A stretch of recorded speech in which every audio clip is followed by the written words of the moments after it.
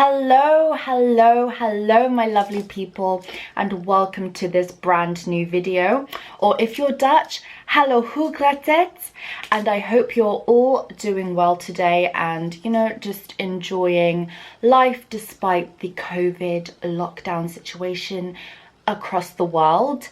I am so happy to see you guys. I feel like it's been forever, and yes, I know why. It's because I haven't really been too consistent with my videos lately, and that's obviously because I've settled down in a new country, so it can be very hectic to get like everything together and then sort of go through a normal routine.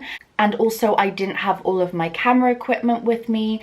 So now that I've got everything, I am just so thrilled to become even more consistent than before. And yes, I am going to try and do weekly videos as I used to do. And you guys will be so happy to know that I have gotten a brand new camera. Yes. I had to invest in one. I was getting just kind of tired of the one that I had. It was quite good, don't get me wrong, but I just felt like I needed an upgrade, and I decided to get the Canon G7X, the ones that the vloggers use, and it's just incredible quality. And I do feel like this one is incredible quality. Like, it's HD, high definition, and I look like far better in this one than the other camera that I had. And it also comes with like the flippy out camera thingy so I can see my face, and it just makes the whole camera shooting experience a whole lot easier. So I'm so happy. And also, you guys, I am back in the Netherlands. I went to the UK for like a 3 to 4 week holiday, and it's just so good to be back in the Netherlands. I am currently in self-quarantine for 10 whole days, you guys, because in London there's a lockdown, and obviously I need to comply with the rules. So that's what I'm doing. I'm going to be making lots more videos and stuff like that. But basically I vlogged like a whole load of my trip here, so the vlogs are going to come out in the near future. Also, you can ignore the two little toys, my two little cuddly toys at the back. I am 21 years of age, 22 next month, yet I still find the time to go and purchase cuddly toys. I am forever a child. Let's just move apart from all of my rambling. I feel like I need to do a proper sit down talk with you guys and maybe give you some of my updates. I don't know, we'll see.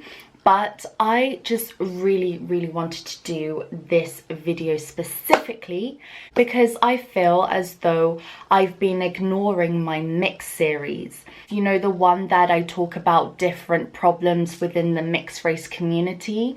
I've done a couple of videos about various topics in the past, and I will link them all down below, so you can definitely go and check those out. I really want to delve into something that hardly anyone really talks about, and I think it's just so vital to share it with you guys so you guys can become much more educated. And of course you can like educate me if I've like missed stuff out or if you don't agree with some of my points. This is why I want to discuss it, because I think it's very important to have a form of discourse within this subject.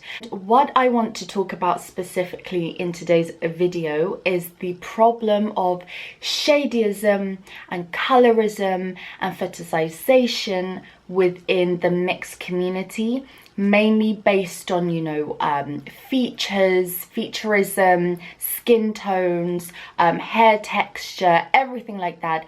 I am going to cover it all in today's video. You may be wondering, Candace, what is the point of talking about shadyism, featurism and colorism and fetishization within the mixed community when you can mainly talk about it when it comes to racism or whatever towards black people? And I'm saying this because if you're like an Afro-European mix, you will hear this from time to time, that your experiences are not that unique, they're not that important. So our experience therefore are sort of meshed together with people with complete or full Afro descent. So therefore our voices aren't heard at all. And I haven't really heard anyone discuss these certain problems. But because I'm mixed race, I definitely have first-hand experience with all of these things. I think they affect me and also the rest of my family who are also mixed race, and my friends and whatever who are also mixed race too. So this is something that is so real within our community. There is colorism, there is fetishization, there is featurism, and my light just fell down at the back. That was very freaky. So I am not going to spend too long in today's video kind of talking about one big thing. It's just going to be multiple things, and then obviously in future videos I'm going to compartmentalize and sort of maybe touch on fetishization and do one video for that, and then maybe shadyism, do a separate video for that. You kind of know what I mean. This is sort of an introduction to these themes. So yes, please bear with me. I think in order to start this conversation, I want to give you the definitions of some of these terms, just so you can become more accustomed to them and really understand why these are problems in the first place. So I am going to give you the definition of shadyism first, and also colorism. They're very similar, so therefore you wouldn't really get them very confused with each other. So the definition of shadyism is discrimination based on skin color, also known as colorism or shadyism.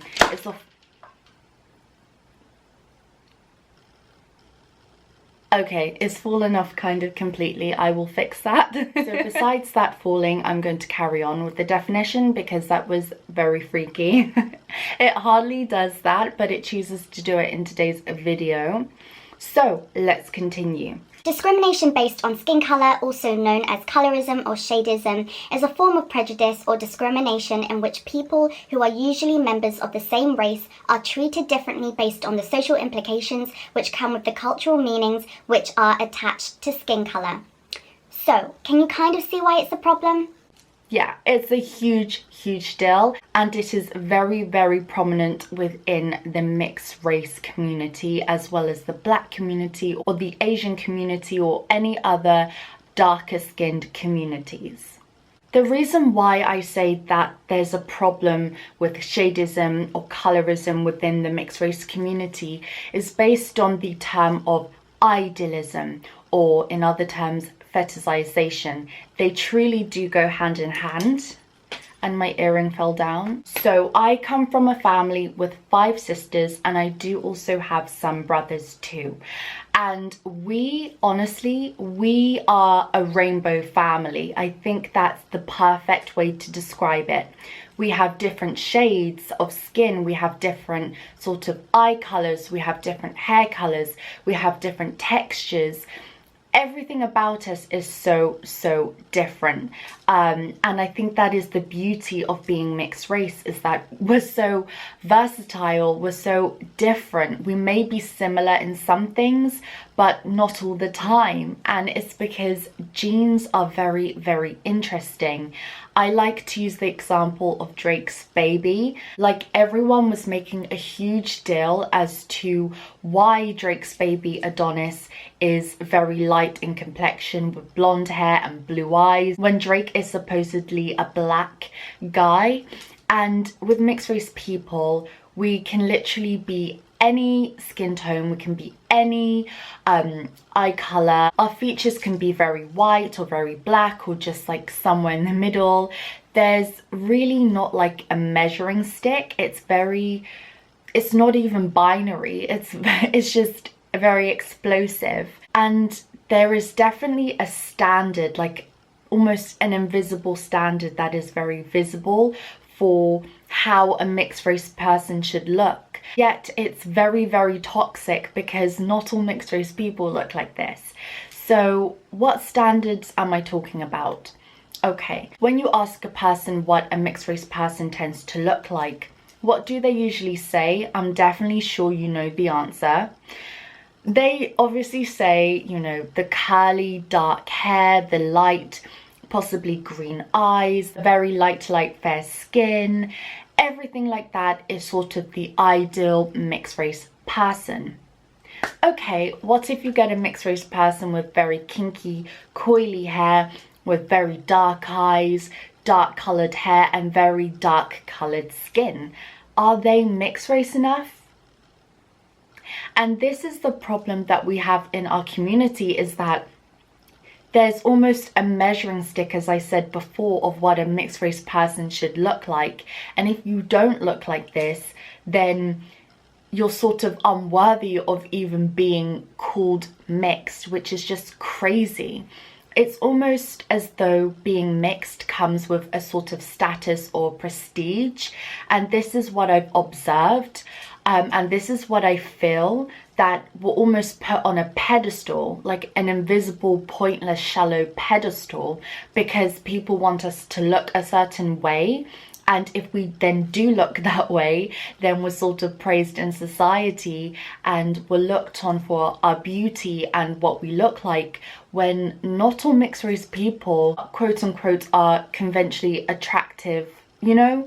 Beauty is in the eye of the beholder, and if we keep on putting every single mixed race person in a single standard, in a single bracket, that is just so detrimental, and frankly it's just so shallow and pointless. And also what I find very disheartening is the fact that if you come from a family like me, this can be very, very difficult, especially when all of your siblings have different features from you, have different hair colors and hair textures from you. It can literally cause a family rift.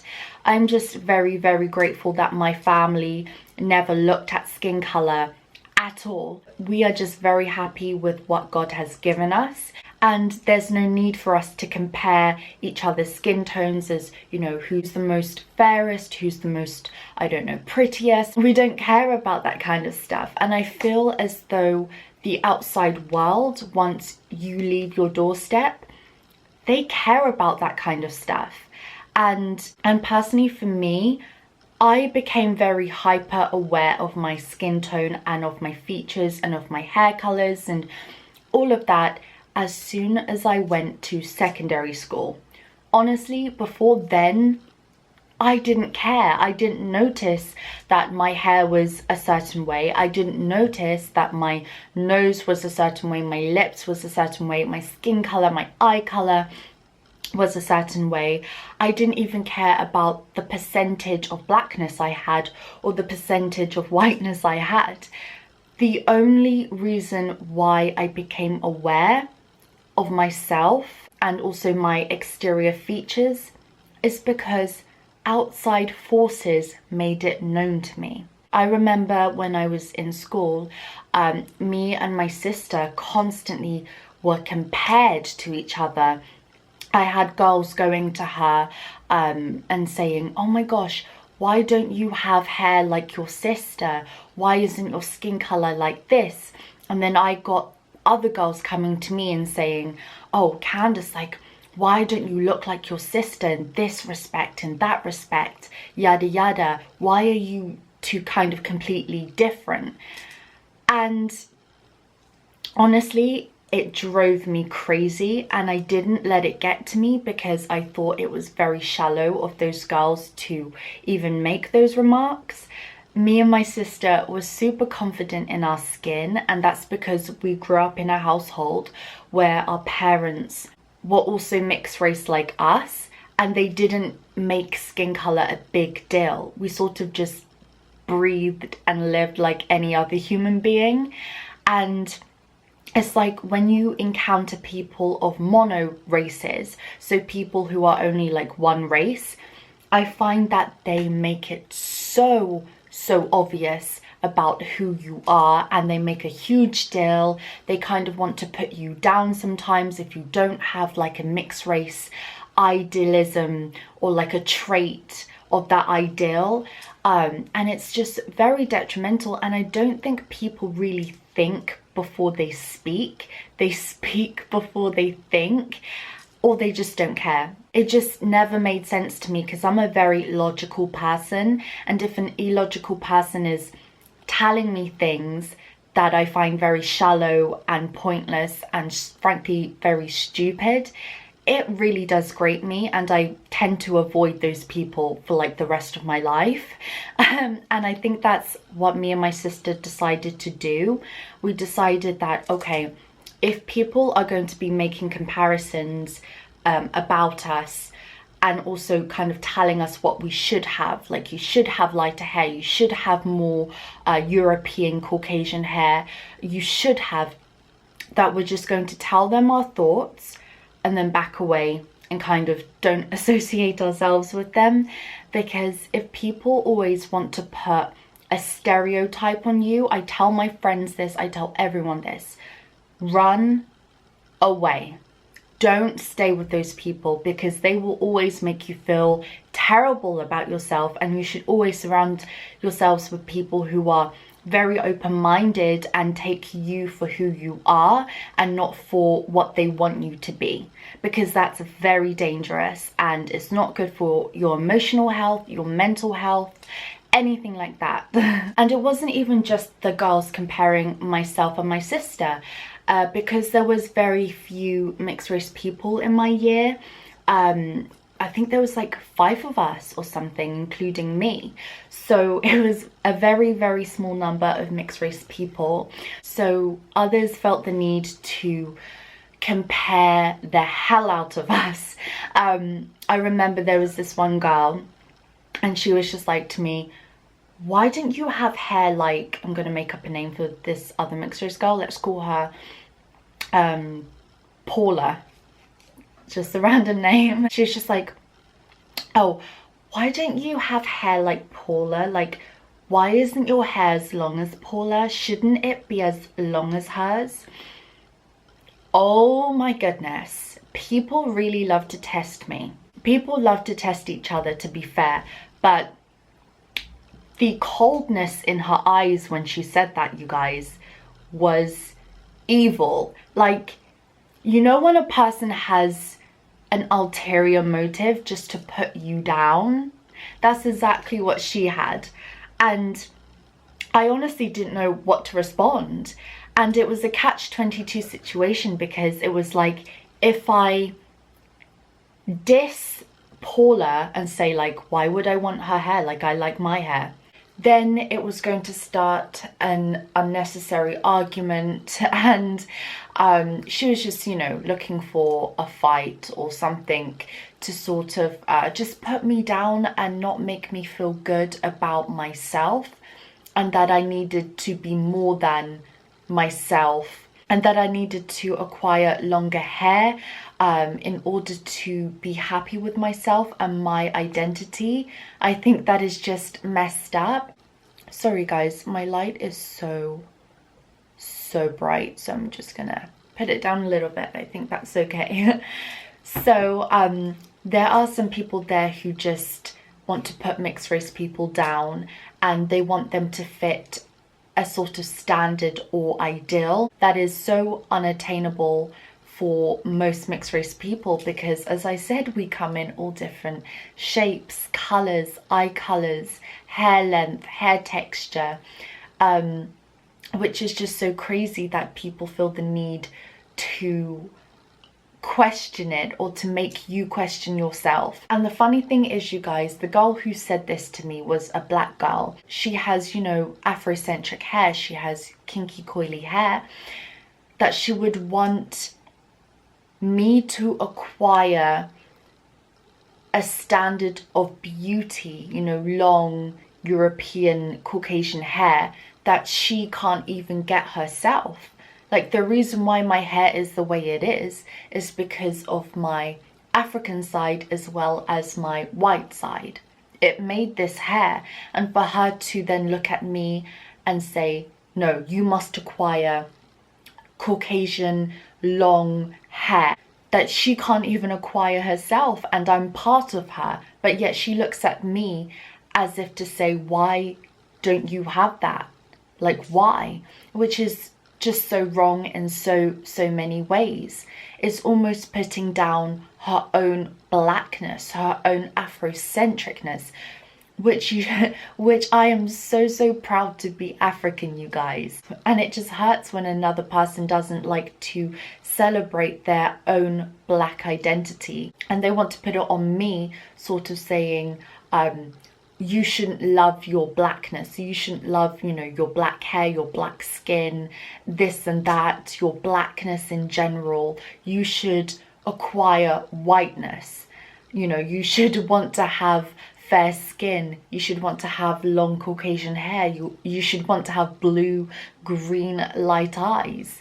That for me speaks volumes. And it's just like, what is so special about having white features? I think we should celebrate all hair colors, all hair textures, all eye colors, because someone else in the world has it.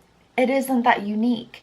It's very unfair because this ideal can only be attained by a couple of numbers, not even millions. Only a small proportion of people can have, you know, fair skin yet be black, blonde hair yet have black blood. So in connection with this, I really do want to talk about the whole Instagram babies, you know, the fetishization basically of mixed race babies. Oh my gosh, it kills me, this one. I think it's just disgusting. I'm going to say it. It's very disgusting, because at the core of this admiration towards mixed race kids with these exotic features is basically objectification, fetishization, sexualization. All of those things come hand in hand. When we talk about fetishization, we are talking about sort of making something out to be almost a sexual object. It's in the context of sex. It isn't something that should be shoved towards the innocent children. And there is such a prominent problem with this and all of these Instagram pages dedicated to these innocent kids. So of course, if you have children and you think they're beautiful or exotic looking, by all means, like, open an Instagram page for them so the rest of the world can be in awe of their beauty. Although I personally wouldn't do that to my kids at all and expose them to this crazy world. If you look at these pages, they're specifically targeted towards mixed race children. It's literally like they're circus monkeys, these exotic circus animals that are being shown towards, you know, the public space.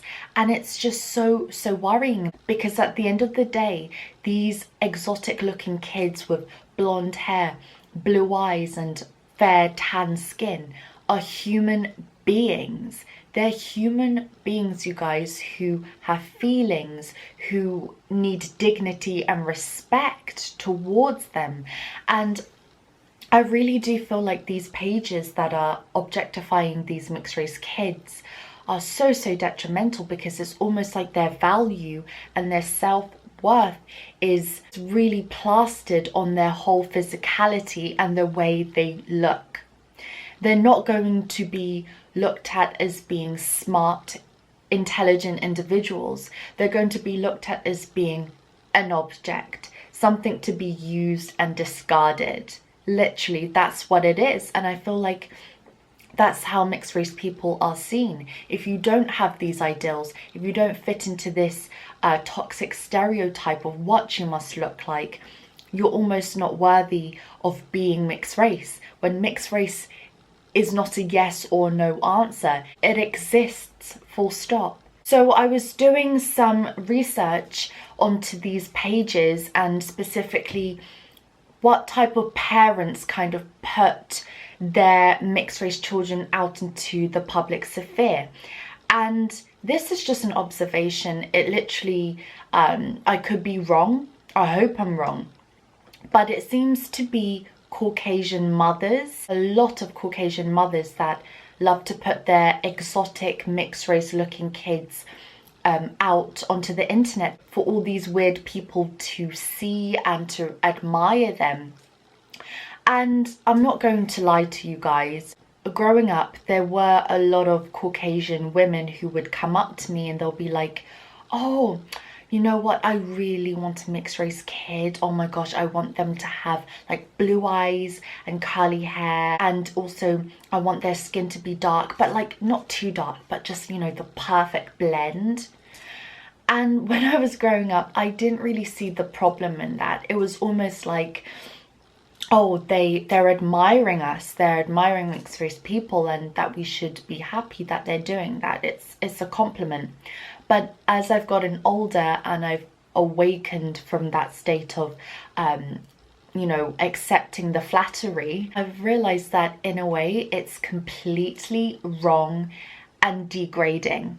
And I hate to be degraded, and I hate that my other fellow mixed race people have to also be degraded, because again, it's almost stereotyping that we're going to look a certain way, that we have to look like Jasmine Saunders, that we have to look like X, Y, and Z. We are our own person. And the crazy thing, what if like their mixed race offspring doesn't even look like what they want them to look like? What if they have the total opposite features? Remember, they have like one black parent within their gene pool, with the black parent's genes within them, and they could come out with, you know, kinky coily hair, which is perfectly fine. It obviously shouldn't be a problem. But then how is then the white mother going to feel? Is she going to like blame the kid or whatever for not having her features when like she had this baby with a black guy? It just wouldn't make sense, and it would be so unfair on the child. Like the child would have to bear the burden, would have to bear the brunt. And I was literally reading a dissertation about, you know, mixed race children with their white mothers. I forgot the title of the dissertation, but it was sort of their experiences with having white mothers and what mixed race people go through.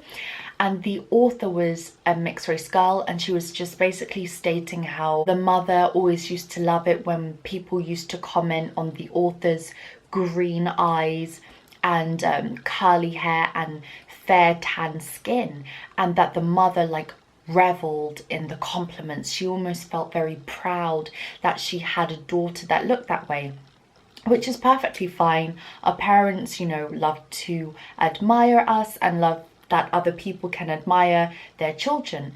But then she was kind of talking about how she felt very objectified. She felt like an object, like a brand new car or a brand new handbag, and that she would always tell her mum, like, Mum, I don't really like these compliments, how people compliment me like I'm a new handbag or like a new trend, and that how you kind of accept that.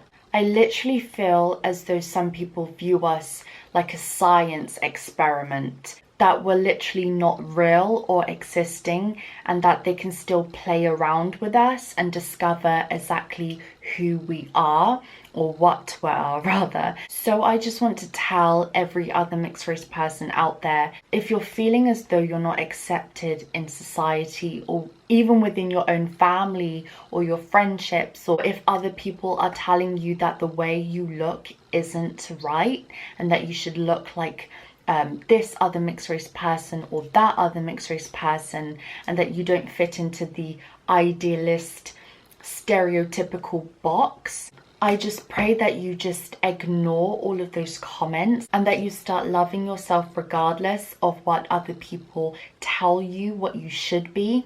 Because at the end of the day, if people are telling you what you should be, it isn't coming from a place of love, and frankly they're not loving themselves within. And it's always good to take a look at who's saying it to you. Like, just listen to yourself and listen to what God says about you. God doesn't have a stereotype or a label that you must abide by. He created you perfectly the way you are and for a reason. And this is all just the world's messed up idealization that frankly is meaningless and doesn't really exist in the grander scheme of things. So yes, definitely be confident in who you are, love yourself regardless. There are plenty of mixed race people who look like you. I'm telling you, not every mixed race person looks the same, and you are beautiful whether you believe it or not. So yes, I am going to leave this video here. As always, you guys, don't forget to like, comment and subscribe to my channel, and I will definitely be putting out more content over the next few weeks. And also you can follow me on Instagram at CJPash so you can get to know when I'm going to be uploading my next video, and really just stay in contact with me if you want to. So yes, I will see you guys later. Mwah. Bye.